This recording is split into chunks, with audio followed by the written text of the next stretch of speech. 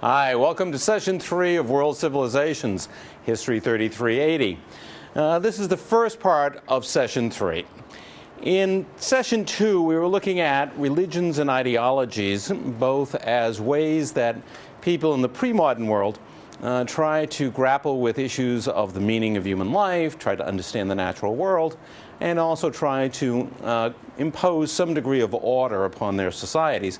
And we particularly looked at that interaction between especially religions, but also ideologies and various state systems, and how religion and, to a degree, ideology helped underpin various state systems that emerged, such as the relationship between Christianity and the Roman Empire, and then later with Islam and the series of empires such as the Abbasid Empire that emerged in Islamic regions. Now, today what we're going to be looking at, and through Session 3, are two issues. The first, in Part 1, we're going to be looking at social organizations. How do people organize themselves, interact with each other?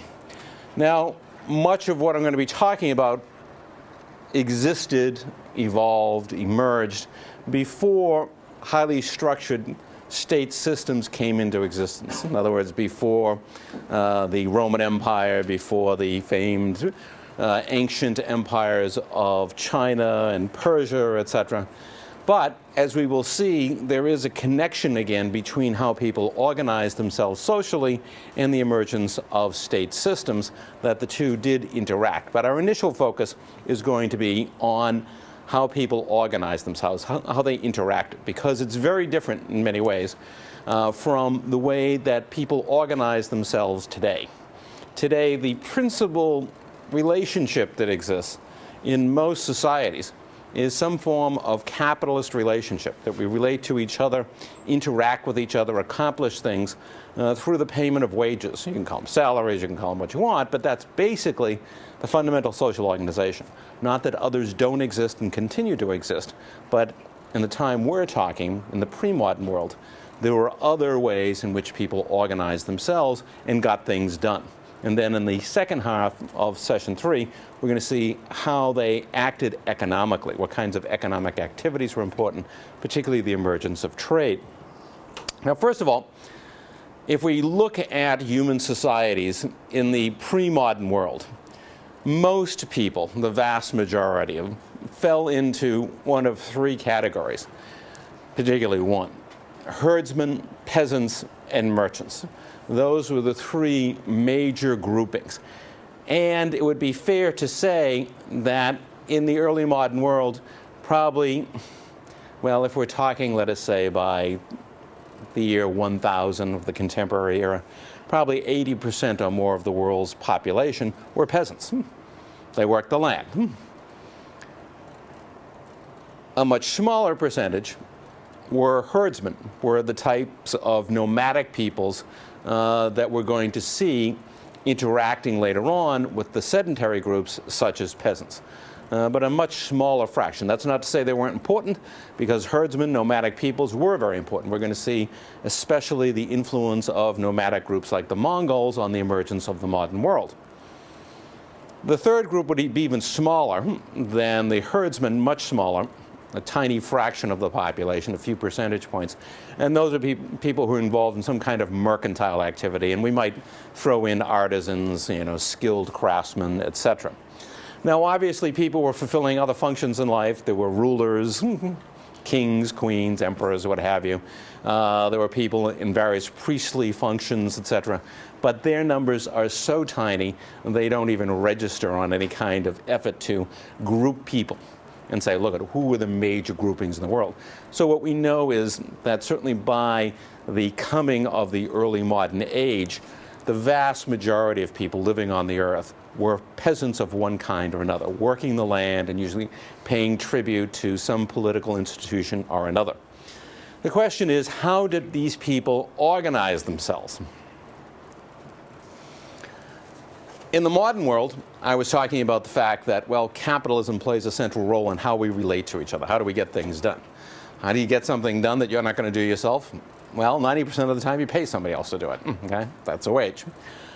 And out of that has come a system of classes. people belong to different social classes. We don't like to think about that in the United States. We like to think of ourselves as a classless society that basically everybody's middle class, but it's not true. I mean, there are different social classes, working class people, middle class people, upper class, and most of that, no matter what people talk about their lineage, etc., the fact is most of it's determined by how much money you have. Okay, get a lot of money, you're rich, you're in the upper class, middling level, you're in middle class, less money, you're in the working class. So that holds true across most human societies today, with some rare exceptions. But before the modern age, that was not true. That's not to say that there weren't inequalities, that there weren't social stratifications from top to bottom, but people didn't organize themselves or relate to each other as if they belonged in different social classes. Rather, they followed one of the two organizational groupings that we see on this first slide, either lineage or clients, or clientage as it's also known. Okay? If we go back to the slide for a second, just to make sure everybody got that last one there, lineage or clients or clientage. Now, what is lineage? Lineage is an expanded version of what we call kinship. What's kinship? Kinship means people related to each other in familial connections, extended families, if you want to call it that. Now, it doesn't mean necessarily that everyone in this extended family, and when we say extended, it could be thousands and thousands of people.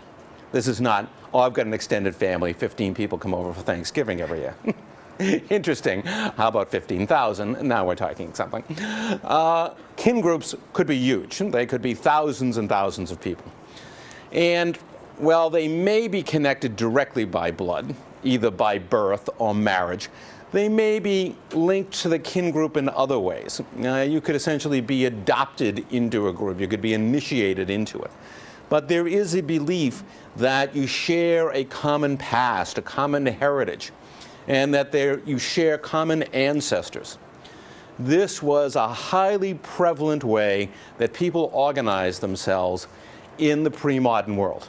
If you want to talk about Asia, Africa, the Middle East, the Western Hemisphere, over and over again, we see people organizing themselves as kin groups or lineage groups. Lineage just means we've got a more formal structuring and usually a larger structure. Now, the way this worked is essentially that people could call upon each other to work with each other to accomplish things like, well, if we're going to build a village, if we're going to go hunting together, almost any kind of major function that you can think of that occurs in society, the way that you did that was not to go out and pay somebody. Gee, Uncle Fred is dead. We got to have a service for him, so I got to go pay the minister, right? So he'll, no, you're not in a kinship society. I need somebody to help me build, a garage in the back of my house. Well, you may get the neighbors to help you. They're silly enough to do that. But usually what you do is go out and pay a contractor. But in kinship society, you turn to your extended family. And they have obligations to you, as you have obligations to them. Now, this is generally a hierarchical structure, just as the kinds of families that we know. You may have a nuclear family with a mother and father and a few kids and maybe grandma and grandpa. That's a hierarchical structure. Even if you're 40 years old, trust me, I know, your mother and father are still your mother and father, and you're still their child. When you're 50, if they're still alive, you'll still be their child. So it's hierarchy. You have to pay respect to them. You owe them certain obligations. And they have responsibilities to you too, but it's usually as your senior, as someone who has overseen your development, etc. That's hierarchy. And when you get into this position, God help you, maybe you already are, where you're a parent, then you create that same kind of hierarchy. You're a patriarch. That's what it's called. It's usually a male figure, but in many societies, it's women, as we will see. You can be a matriarch.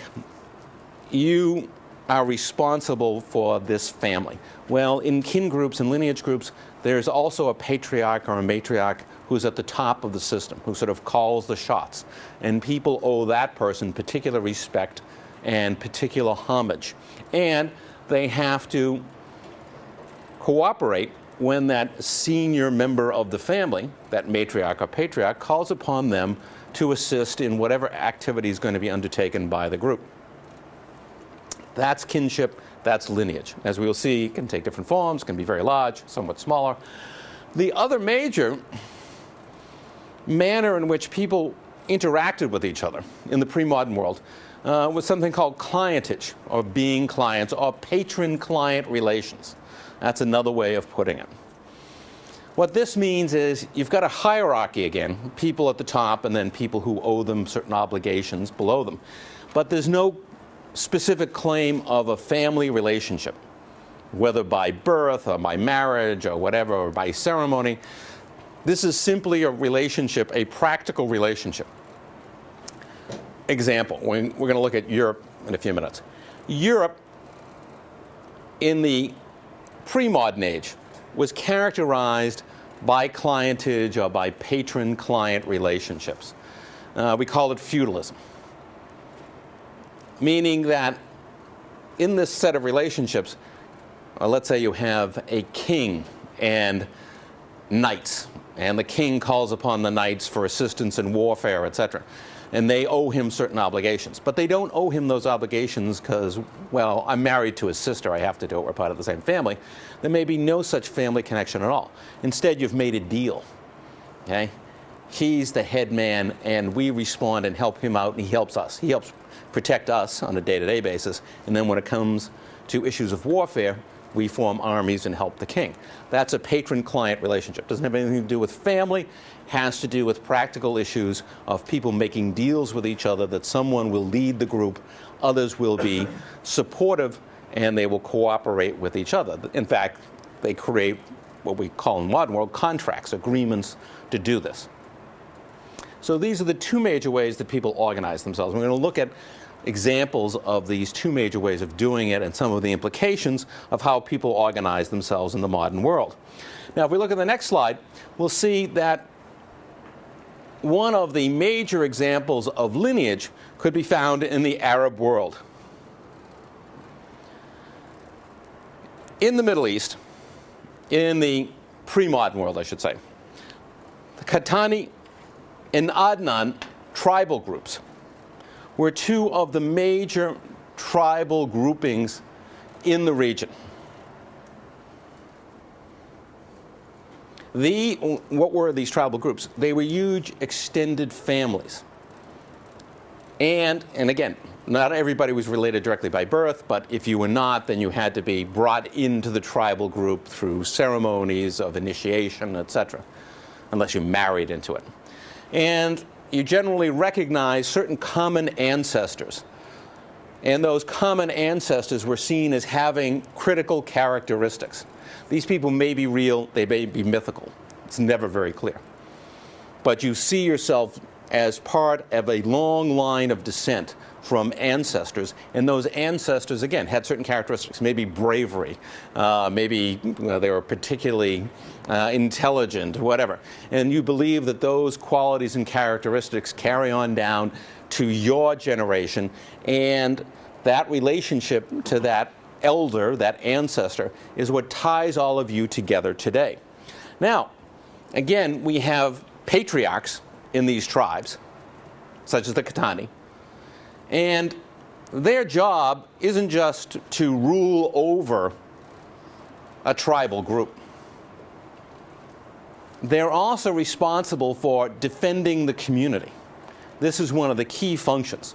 Just as a father or a mother heading a family, their responsibility isn't simply to, tell the kids what to do. They're also responsible for caring for those children, seeing to their proper upbringing.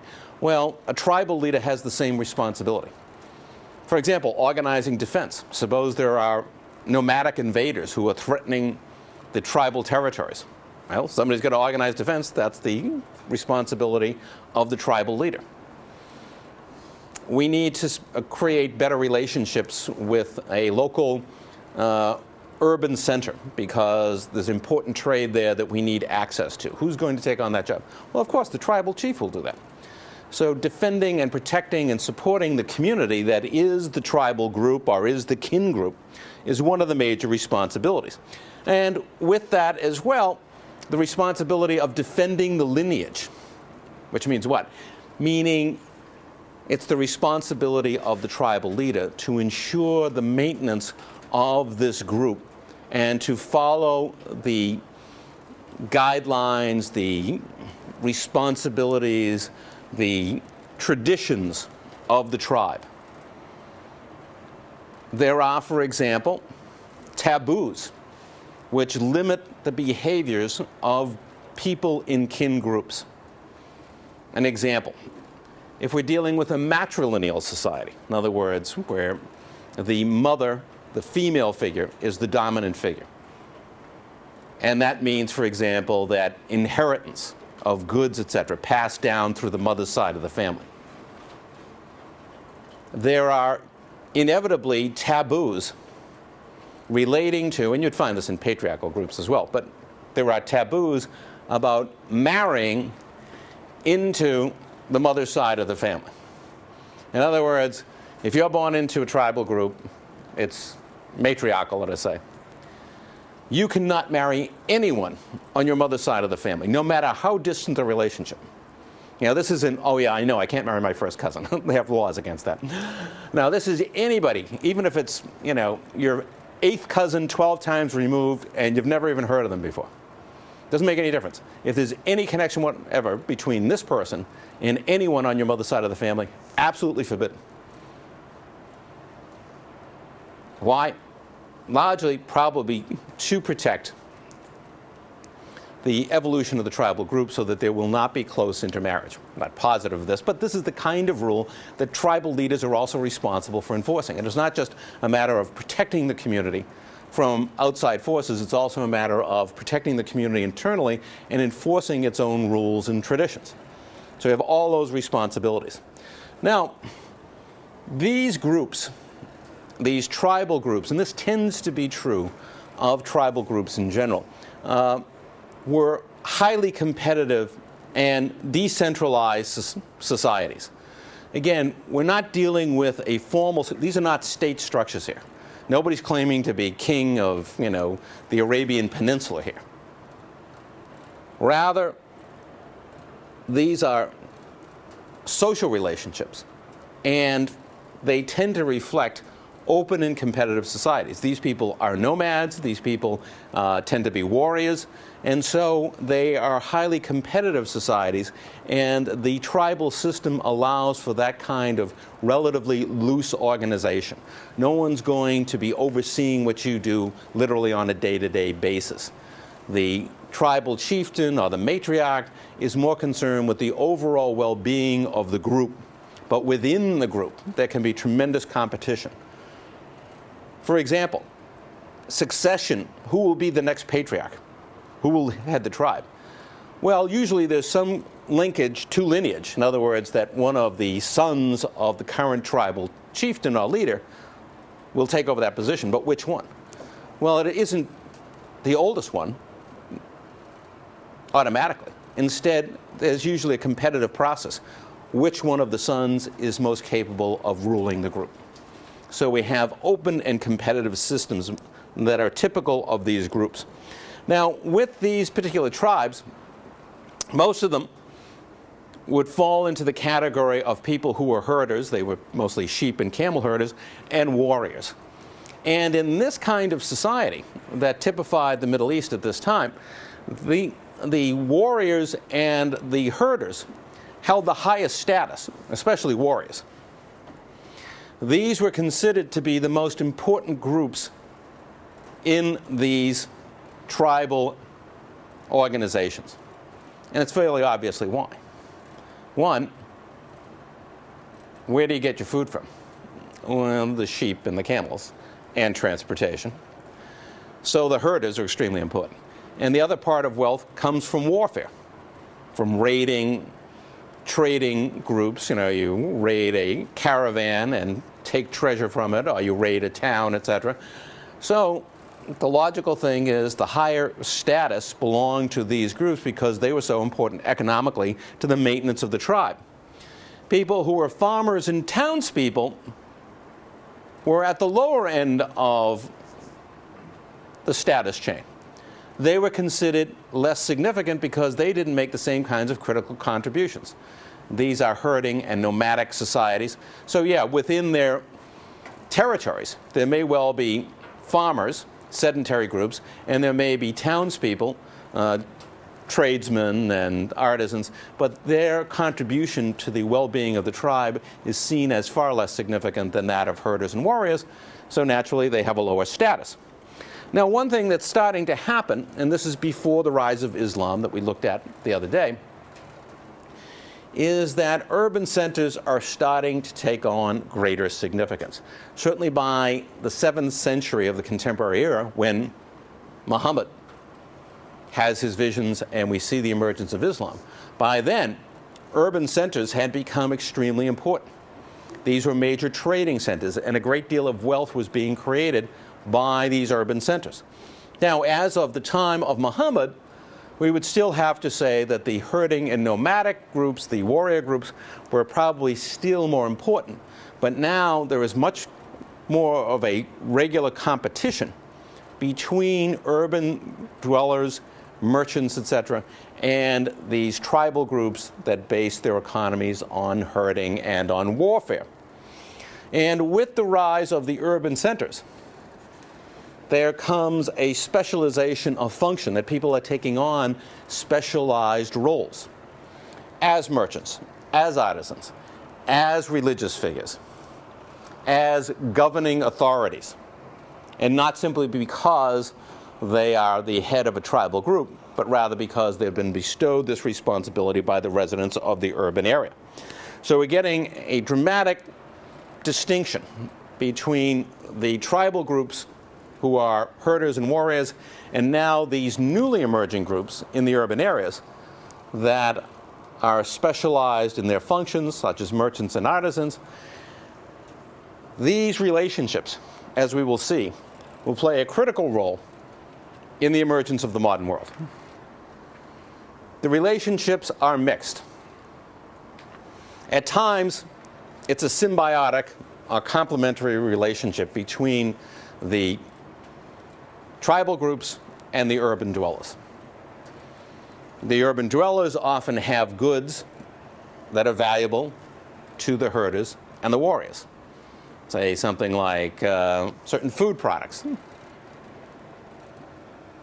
Perhaps leather work that would be useful in riding a camel, a saddle.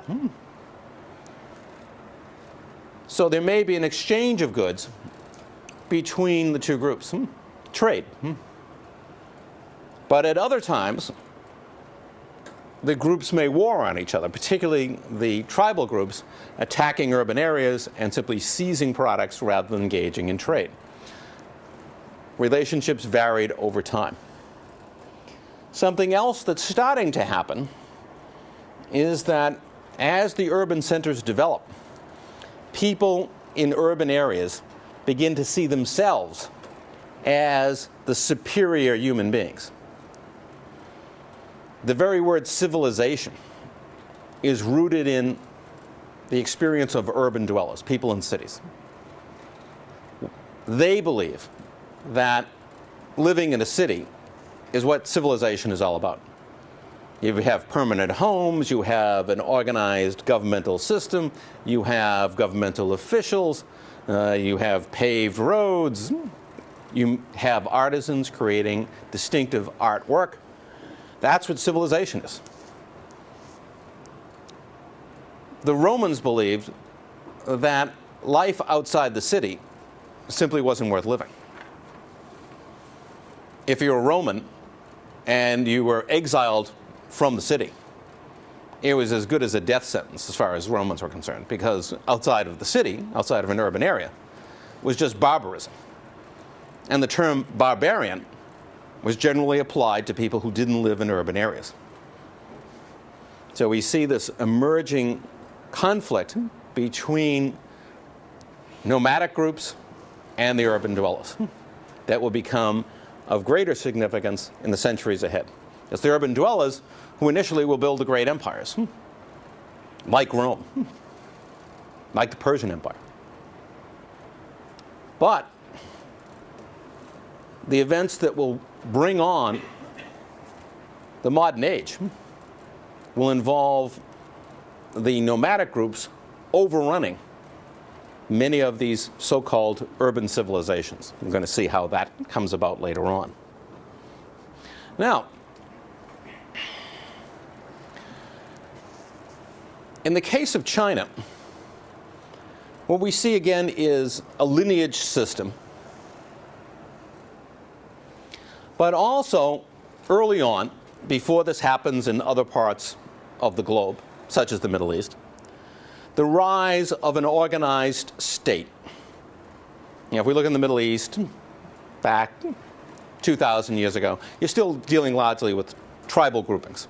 If we look back 2,000 years in China, we already see the emergence that there already has emerged, not one state, but a multiple series of states. And they're essentially a process of competition between the lineage groups, the kin groups, the clans as they become known, and the state. Eventually, what happens in China is that the state is going to win out. The state is going to come to dominate these aristic lineage groups, these clans. Now, how does that happen? We didn't see that. That wasn't necessarily happening in the Arab world. There is competition, and eventually we're going to see the urban groups rise, but not early on. The urban groups, or a state system, certainly doesn't come to dominate. It certainly hadn't dominated by the time of the rise of Muhammad. Why does this happen in China? Part of the reason are the needs of Chinese agriculture.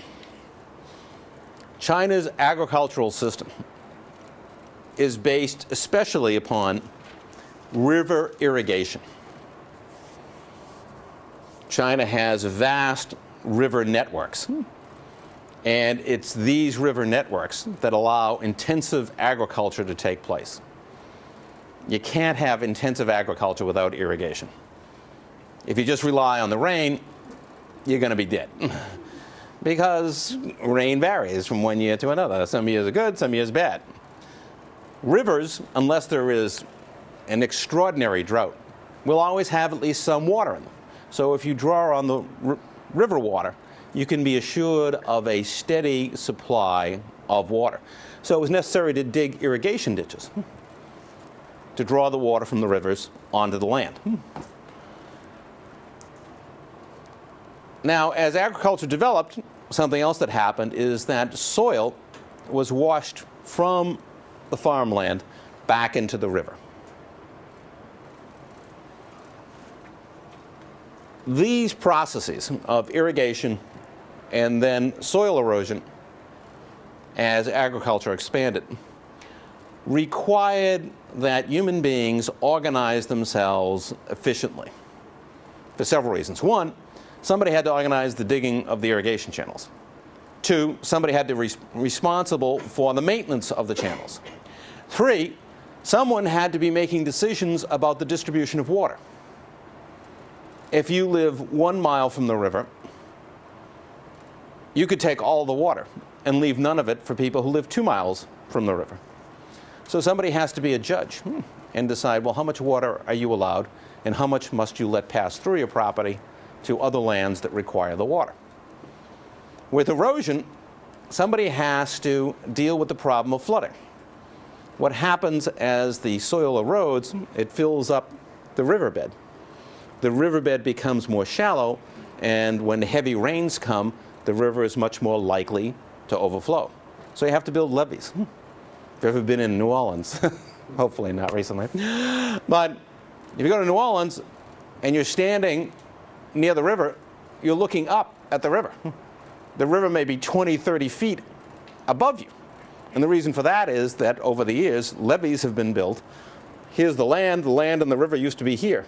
But as the river bed grew more shallow, they kept building levees up to keep the water from running onto the land. So now you get the river up here and the land down there.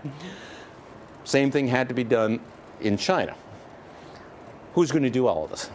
Well, you need some kind of state system. Might be a little state at first, but some kind of state organization to dig the channels, to maintain them, to judge how water will be distributed, to maintain the levees, etc.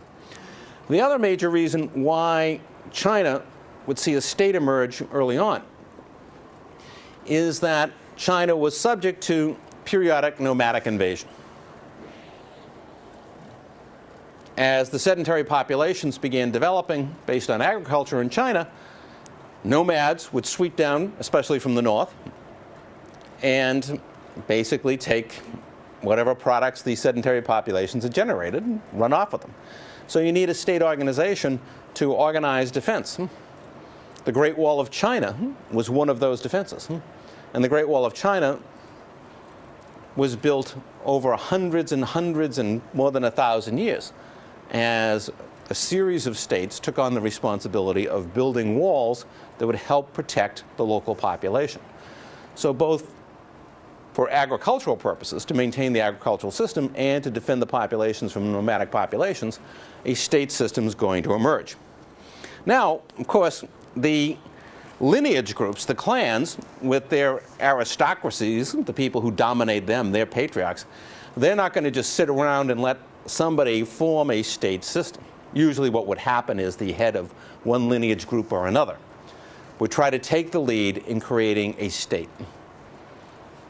That meant trying to suppress the other lineage groups, the other clans, because they don't want to see one lineage group come to dominate. And gradually, over hundreds of years, this is what did happen.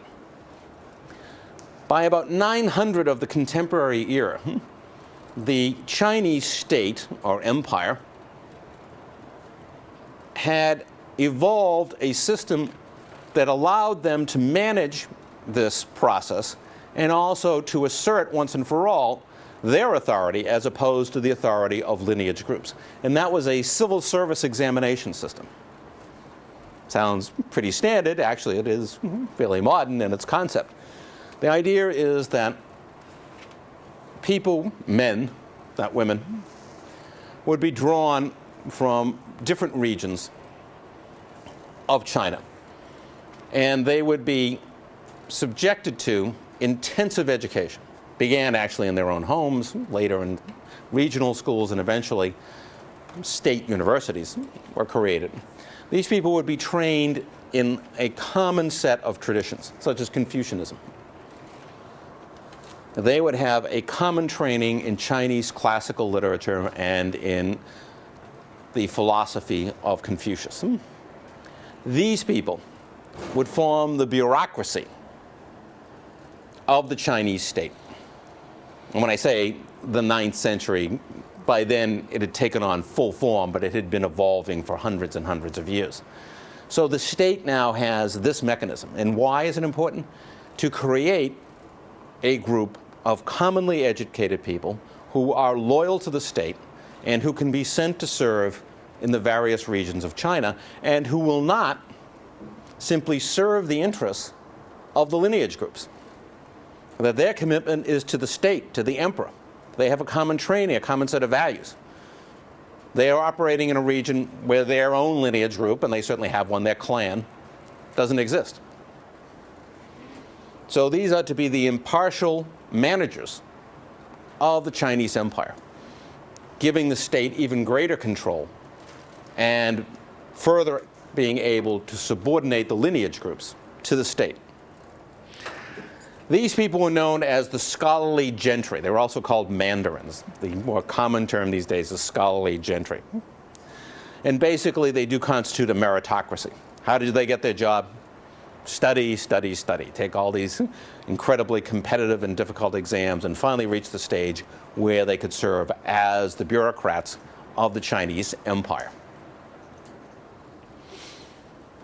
At the same time, they would be responsible for managing a state built upon tribute extraction, tribute largely tax payments imposed upon the peasantry, because, of course, China, like most societies at this time, was largely composed of a peasant population.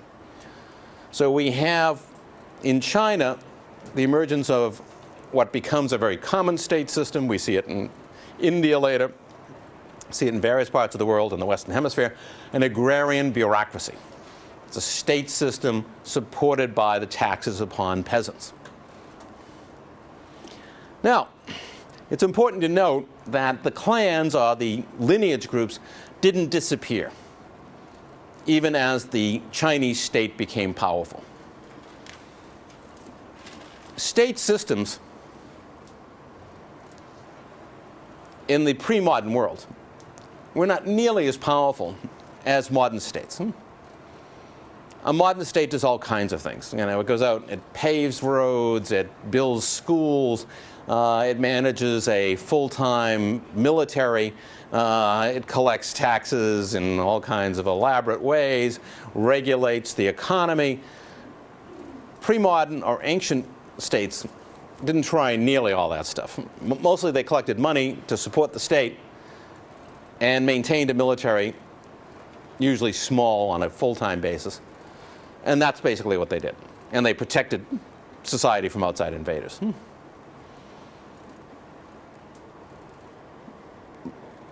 Education was for the exceptional few in China to be educated as bureaucrats.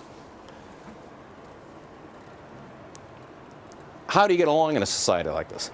In our own society, the idea is, well, you go to school, you get an education, and you get a hopefully decent job out of it. It's not available in China to the 99% of the population. Your lineage group, your clan, helps you. These vertical groupings. I'm a peasant and I have 3 sons, but I only have enough land to give to 2 of them so that they can carry on our family and our traditions. What do? I turn to my clan leader or to some senior figure in the clan and ask for help. Can you provide me with some land? You're a well-to-do landowner, merchant, or something. I'm a simple peasant. Can you help me that way? Looking for a job for one of my children is going off to one of the great urban centers. I don't want him to get lost or killed or God knows what. I contact a member of my lineage group in the hopes that that person can help me. Lineage groups are critical in paying homage to your ancestors. Westerners call it ancestor worship. It's not. It's paying homage to your ancestors. In other words, recognizing their role in the creation of the lineage group. So the lineage groups remain extremely important in China. But it's clear that the state has gotten the main control. So in the clans, we look at the next slide, we see this patriarchal order that constitutes the clans. They are patriarchal systems. In other words, it's a male figure that dominates them. Women are relegated to a secondary role. The principal responsibility of women is the raising of children, and especially the raising of a male heir. And in fact, once a woman marries, her own family basically abandons her. She's no longer part of the family. She belongs to her husband's family. And God forbid her husband should die, because then her position becomes very uncertain. Her best hope is that she has a son whom she is raising to be the next male heir. Then she's got some stability, because her job to raise the son to maturity is critical in passing on the family wealth from one generation to another. If there were no children, and particularly no male children, then she might find herself largely cut off from her husband's family as well. So gender plays a major role in the position of women. So the clans don't just evaporate, they remain very important. They help people in terms of social advancement, they help define gender roles, and ultimately even the state, even though the state has taken on this very elaborate bureaucratic structure, even the state, the emperor, mimics the clans, the lineage system. Because the emperor presents himself as the patriarch of Chinese society. If each clan has a patriarch responsible for protecting the family, for ensuring homage is paid to the ancestors, then the ultimate patriarch in China is the emperor himself. His responsibilities are similar to that of a clan patriarch, but far more vast. As the patriarch of Chinese society, the emperor is responsible again for the community, this vast community of tens of millions of people, protecting it, nurturing it, and not only in the material sense of, yes, fending off nomads, ensuring the maintenance of the agricultural system, providing warehouses in case of food shortage where food can be stored. The emperor, as the ultimate patriarch, is responsible for maintaining order and balance between the heavens and earth. He stands between the heavens and earth, and it is his responsibility to maintain stability and order, to reconcile the differences between the heavens and earth. So he has the ultimate responsibility of a patriarch for maintaining stability for his entire and very widespread community. And that includes the relationships between humankind and the divine. So as much as China develops, in contrast to what we've seen in the Middle East so far, an elaborate state structure, nevertheless, even after that, the basic structure and functioning of clans or lineage groups remains important. And even the state mimics their function in casting the emperor as the senior patriarch. Now, the Chinese, even with this vast system of agriculture, of a highly developed state system, of the scholarly gentry who provided the wide-reaching and objective bureaucracy to manage this society, faced challenges of their own, just as we saw in the Arabian Peninsula, with the rise of urban centers and then the clashes with tribal groups. So too, in China, we see such conflict. Although here, whereas in the Arabian Peninsula, the much larger part of the population consisted of herders and warriors. In China, the vast majority of the population consists of peasants, the sedentary population, and to some degree, urban dwellers. The much smaller populations are the nomads, the nomadic groups that lie to the north of what would be considered the Chinese empire of this time. These nomadic groups, like the Mongols, also rely on lineage groups. They are tribal.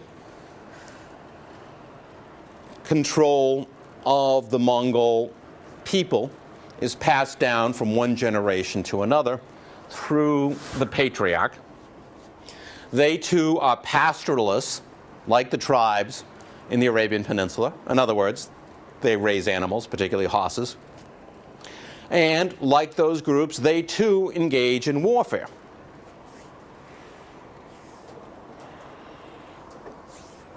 By the 13th century, and I should say that the Mongols were only one such group. There had been numerous nomadic invasions of China down through the centuries. But the one that was most critical in shaping the future, not only of China, but really set a precedent and influenced much of the world, was the Mongol invasion of the 13th century. Led by their famed leader Genghis Khan, the Mongols toppled China's empire in 1275.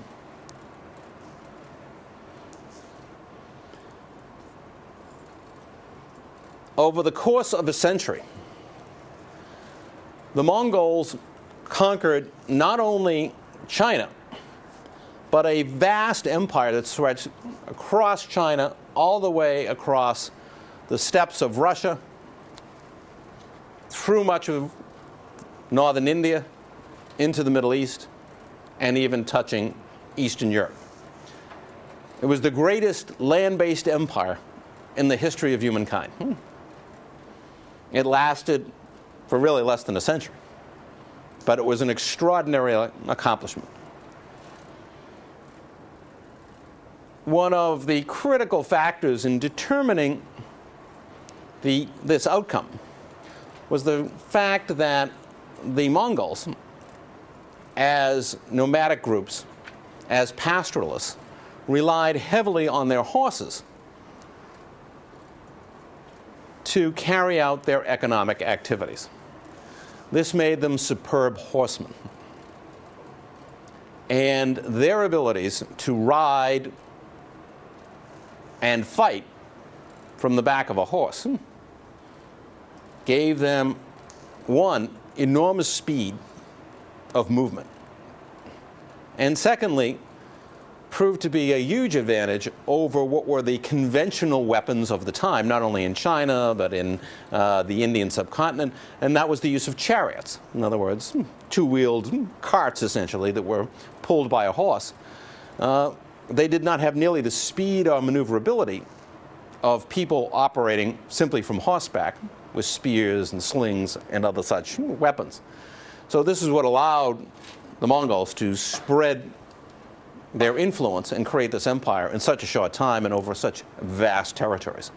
But here we see a situation where indeed the nomadic population, at least for a time, overwhelms the sedentary population, the one type of lineage group, the nomadic pastoralists, overwhelms another type of lineage group, the Chinese imperial order with its clans and its sedentary agricultural practices. We're going to talk more about the Mongols and China and what this signified later on. But what we have here, in many ways, is the beginnings of the modern world. It doesn't sound like it, oh God, nomads. And of course, what did the Chinese think of the Mongols? Barbarians, of course. That's what all urban societies believed about nomadic peoples. But we're going to see the interesting outcome, what happens when you merge these nomadic groups with these sedentary populations. But for now, we're going to look at some other forms of lineage organization, and one of them is in China. In India. In India, the critical form of social organization, which again was a kin group, was caste.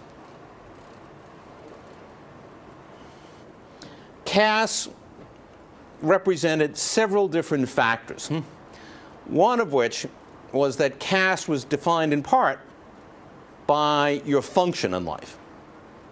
As the slide shows, you have a series of caste groups. The priests or the Brahmins, warriors, peasants, merchants, servants, slaves, and below all of them, essentially considered outside the caste system, which is why they're called untouchables. The untouchables, the lowest of the low. People who tended to carry out functions such as butchering animals. This was considered work that was unclean, and these people were in that group. So you have the people at the very bottom who are basically excluded, essentially, from the caste system. But the rest of society breaks up into these groups. One thing that they all have in common is that they're being defined, these groups are being defined essentially occupationally, by what do you do. Peasants, for example, are considered to be engaged in an activity which is not very uplifting, very important, as opposed to priests, warriors, merchants, who are considered to be carrying out important functions. So those people wind up in the higher orders, the higher castes. At the same time, the people in these various categories are related by birth, by marriage. They are part of extended families.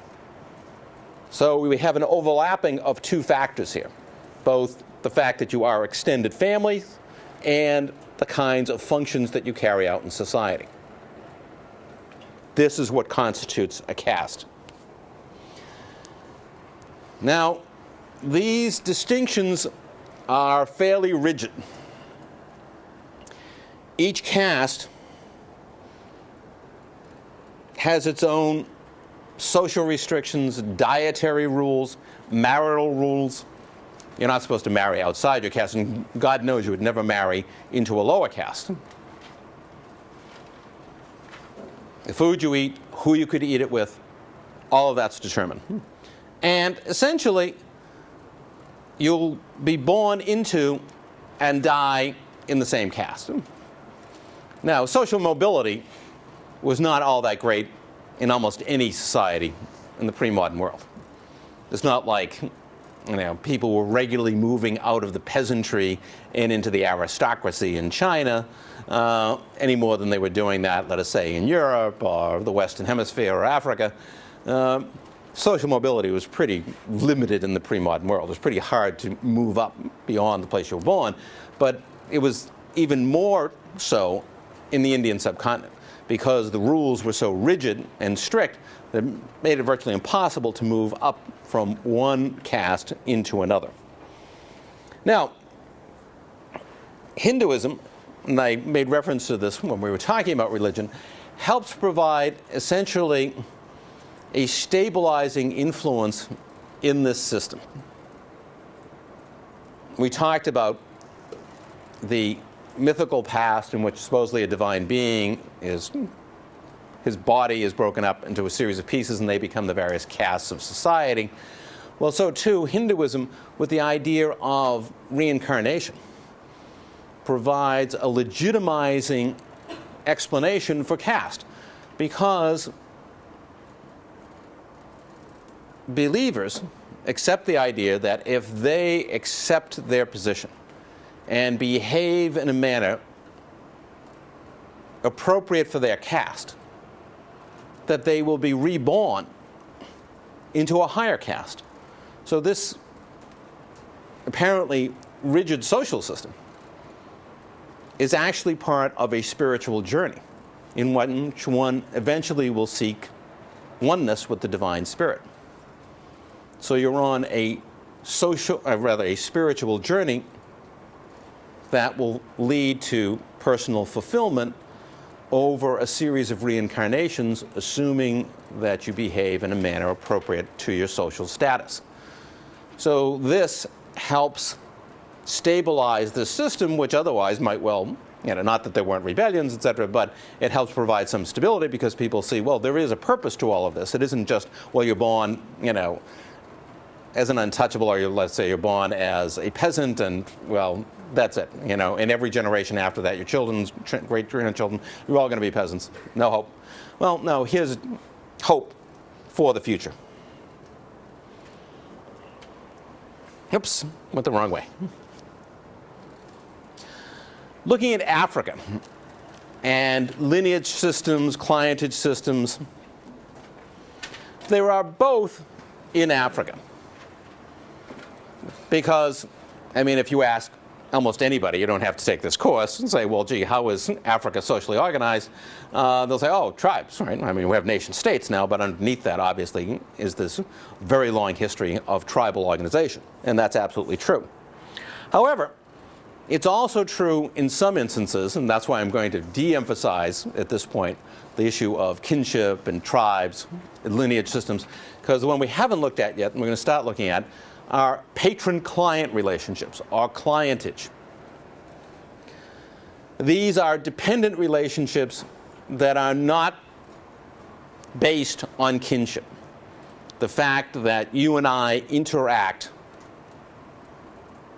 in a patron-client relationship doesn't necessarily mean, in fact, usually doesn't, that we are related in some fashion or other.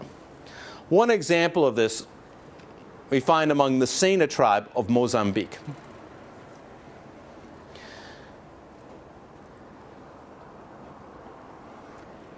In pre-modern Africa, populations were relatively sparse.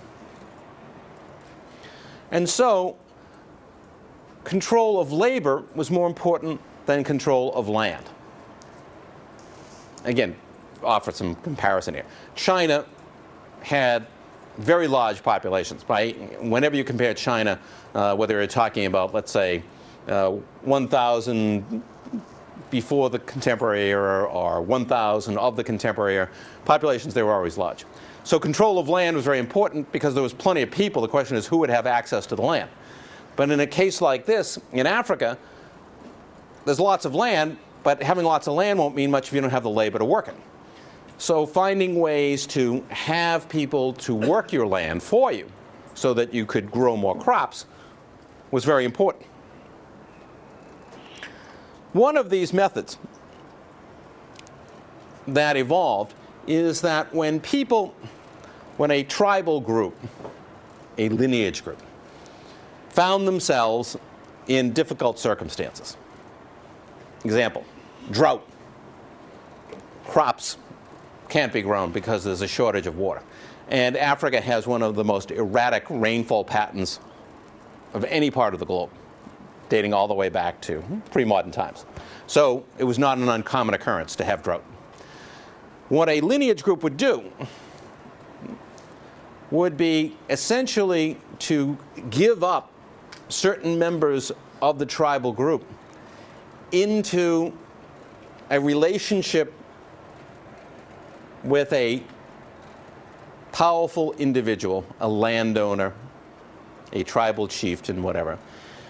One or more members of the family, the extended kin group, would be surrendered to work for that individual. There was an actual ceremony by which this person subjugated himself to this powerful individual. It was called breaking the metate. You'd go into the hut of the powerful individual you were going to work for, perhaps this tribal chieftain from another tribe, and you would break a pot. The idea being that, okay, I've caused damage here, and now I must surrender my labor to you to compensate for this damage. It's a symbolic act. Basically, you're subordinating yourself to this powerful person and are now going to work for him, relieving your own group of the responsibility of caring for you and feeding you. It's usually a temporary relationship, but nevertheless, it's one that strongly influences what happens to you.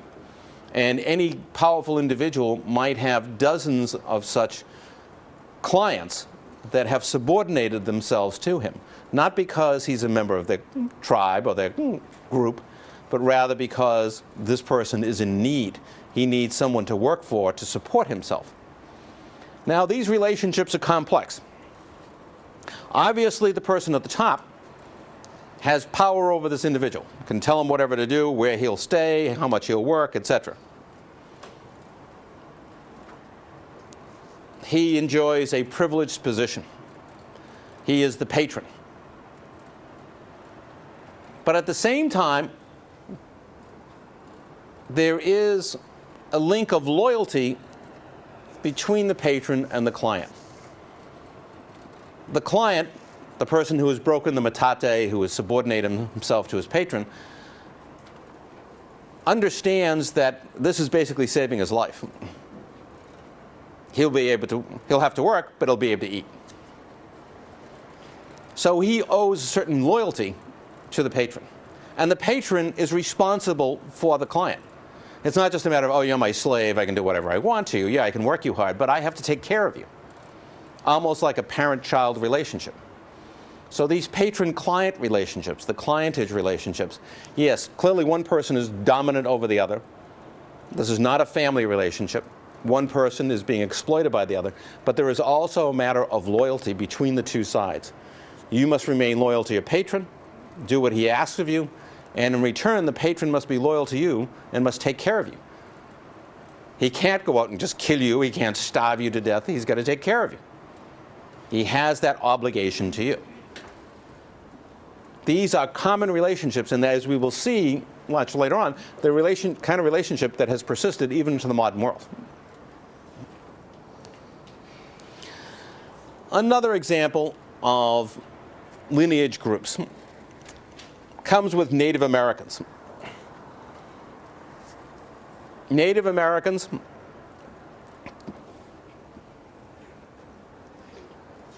in the centuries before the coming of Europeans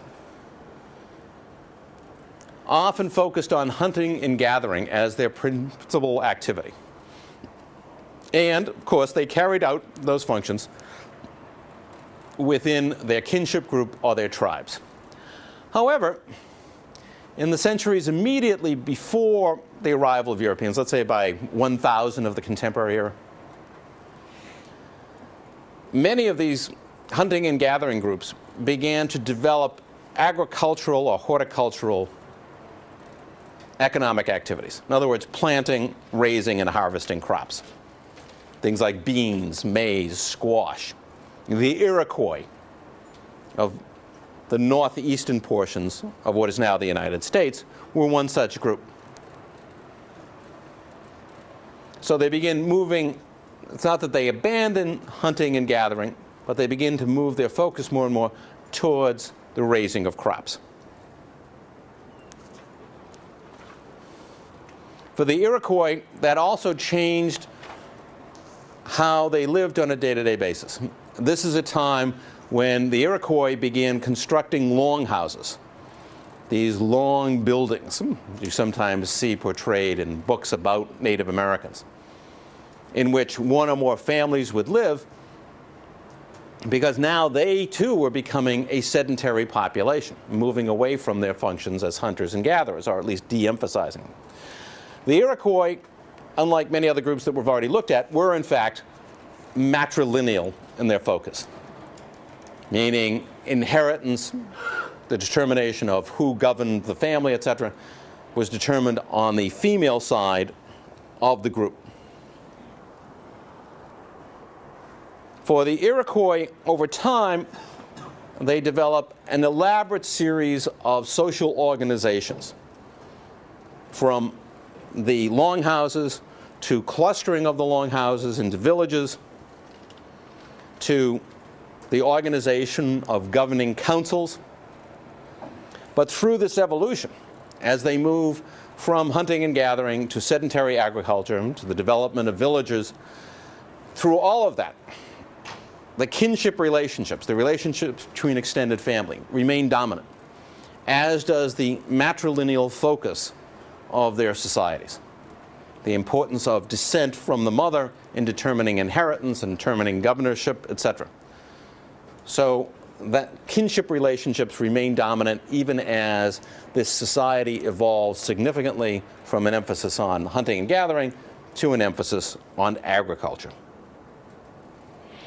Now, Native American populations in the northwestern part of what is now the United States, or North America in general, did not move in that same direction. Probably because there was such a rich production of food products in this region in terms of natural elements, fish, game, forest products.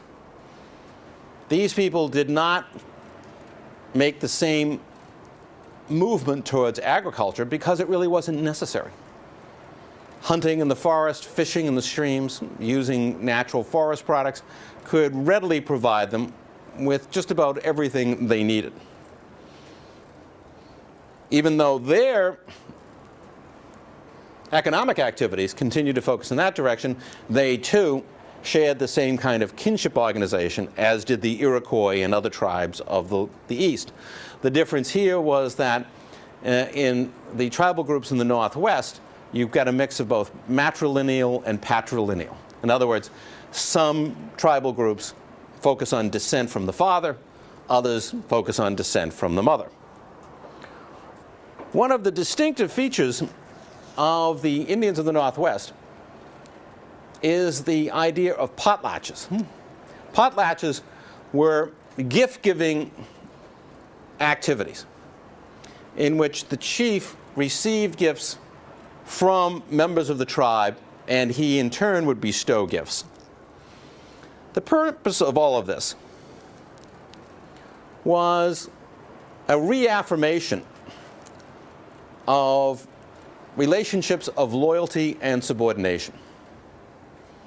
Now, how does gift giving do that? Well, think about it for a moment. It's Christmas time, and your parents have bought you just what you always wanted, an SUV.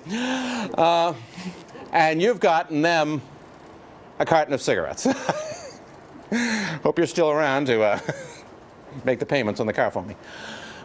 These are both gifts of love. Both of your parents are heavy smokers, as it turns out. And they love you, so they gave you an SUV. So if you roll it over, you won't kill yourself, just everybody else. But there's a message here. Your gift is like, I don't know, what a carton of cigarettes, $30? Their gift to you is at least $35,000. So as much as, yes, you love each other, there's also a statement here. We have all the money. You have nothing. So too, in the exchange of goods in a potlatch, it's the same message. I'm the chief. I give expensive gifts. You're the lower tribal groups. You give less important gifts. So we're expressing our loyalty to each other, but we're also saying who's in charge and who's not. Now, Plains Indians also had this mix of patrilineal and matrilineal relationships, or kin groups, I should say. They were much more like the Mongols that we've seen, that they too were nomadic hunting communities.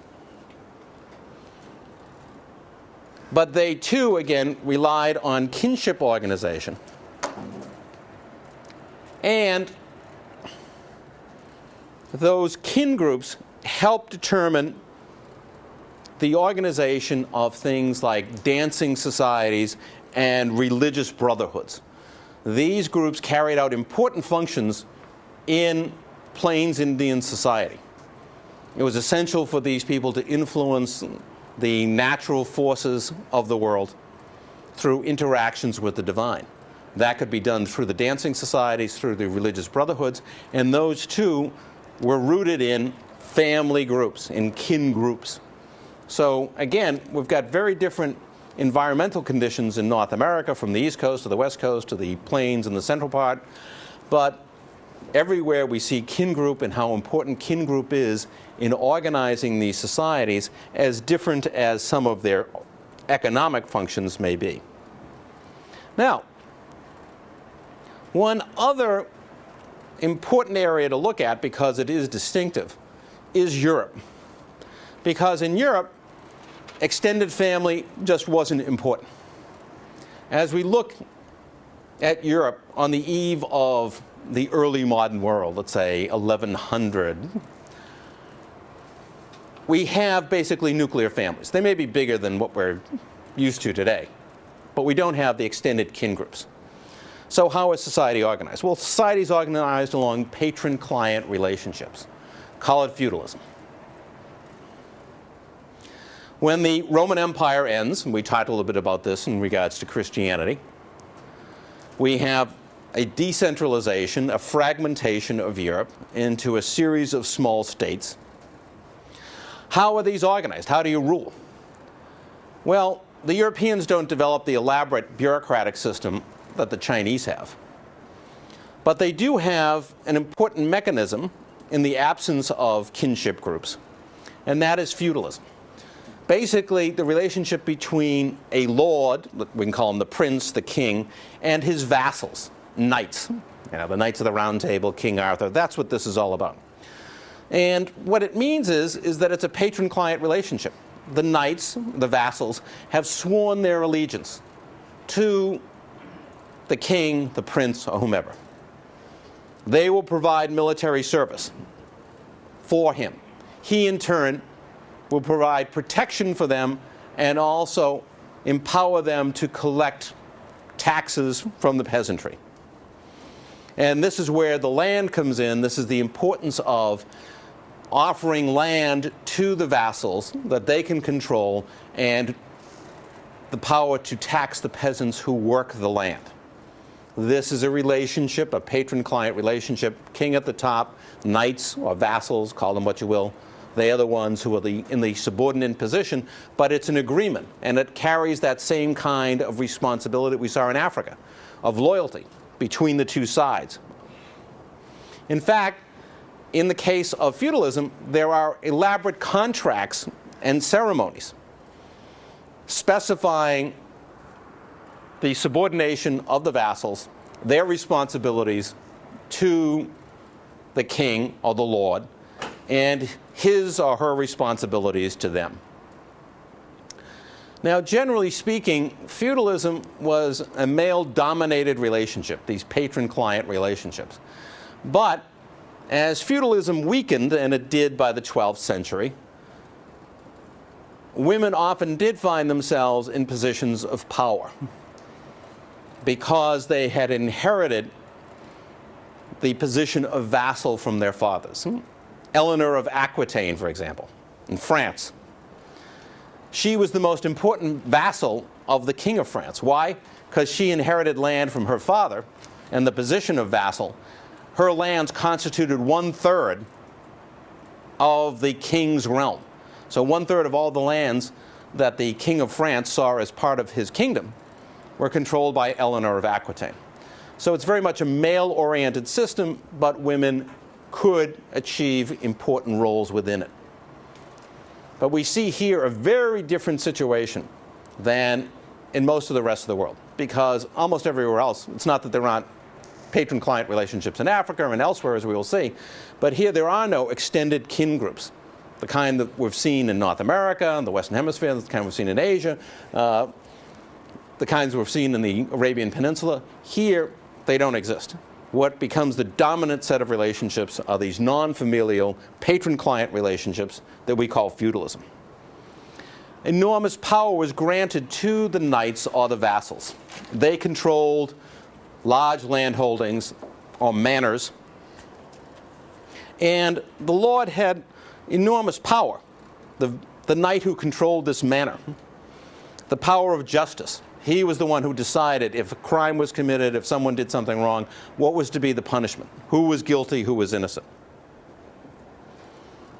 He controlled the people who worked the land. If they were serfs, that meant they were virtually slaves. Peasants were relatively free to go, but serfs were tied to the land. They were like a piece of property. The serf, the peasants, had labor obligations. They had to work the land. And they had to do other things. They had to provide, for example, firewood. They had to provide a certain share of, let us say, their pressing grapes and making wine. A portion of that has to go to the lord of the manor. These are called banalities. They're little things. They're not the main thing, the labor that the peasants must provide. But still, on top of that, besides providing labor service, working on the lord's land, working in his household, they had to provide a certain part of what they produced, such as firewood, such as wine, etc.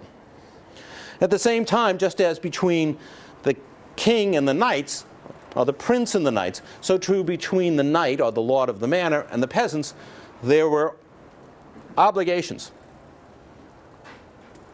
The lord had to provide opportunities for the peasants to earn a living, and he had to provide protection to them.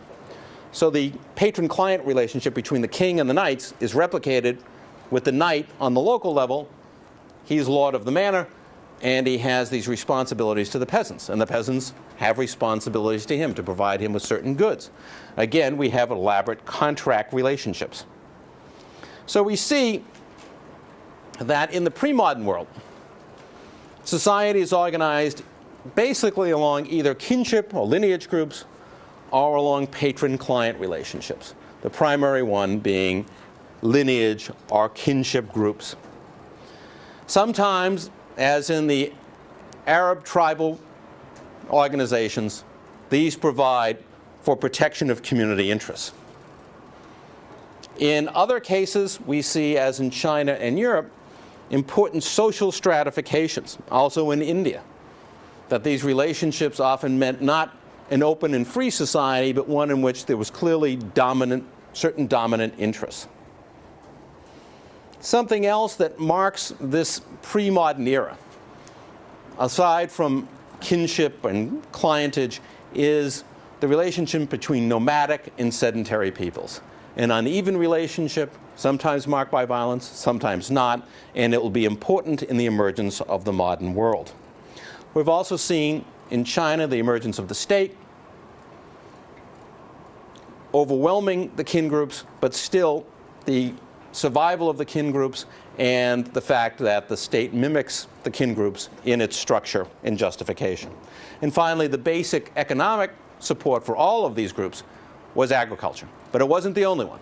A new and growing importance is assigned to trade. And we're going to look at trade in the pre-modern world next time and see its significance and how it too helped bring on the modern era.